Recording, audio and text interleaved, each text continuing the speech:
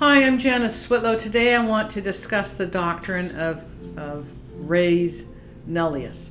Now, a lot of people are familiar with terra nullius, doctrine of discovery, European concept of coming here, vacant lands, coming here to what's now considered Canada. These are unoccupied vacant lands. And so a lot of people say, well, that's just not true. Well, that's no longer an issue. No one can rely on that doctrine, and no one does anymore, to say that the lands were unoccupied. Here's the doctrine that you need to worry about that's in play today. This is the big one. Res, R-E-S, Nullius, N-U-L-L-I-U-S.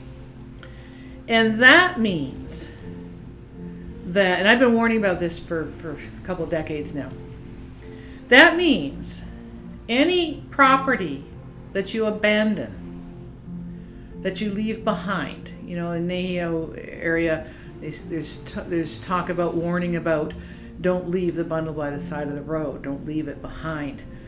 Well, that's the same concept, right? Don't abandon. Because whatever's abandoned, whatever property is abandoned, the Crown can lawfully step in, pick up that bundle, and it's now hers. This is important to appreciate.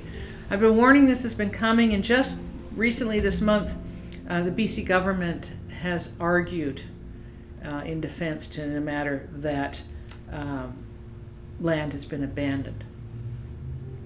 So it's happening, this application of, we know we can no longer say you're beasts of the field and subhuman, and so we can't really say the land wasn't occupied. But instead we're going to say, and speaking from Her Majesty's governments, not Her Majesty, there's a difference. Her government's saying, well, you abandoned the property, so lawfully it's now Her Majesty's. She picked it up and is taking care of it since you didn't want to anymore. That's a thing. It's a really serious thing.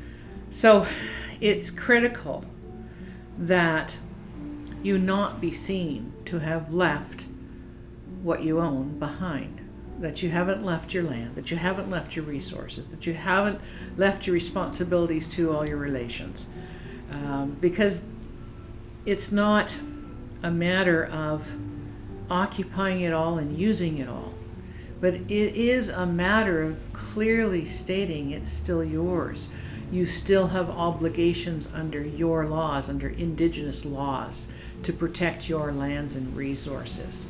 To be clear, you have not abandoned it. When you use Section 35 terminology, you're also saying, I've abandoned all that. At some point, I agree, I came under Canada.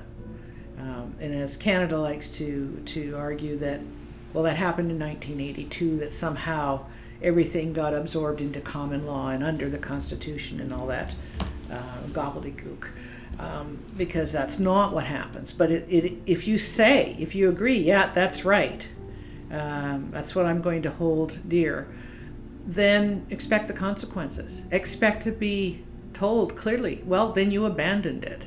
And expect your future generations to have to face that argument. Well, clearly at some point in the 21st century, your ancestors abandoned your properties. Now think about that in terms of the consequences under Indigenous law of abandoning those core responsibilities to protect and ensure for future generations the gifts that have been granted you by the Creator. That's all I have to say.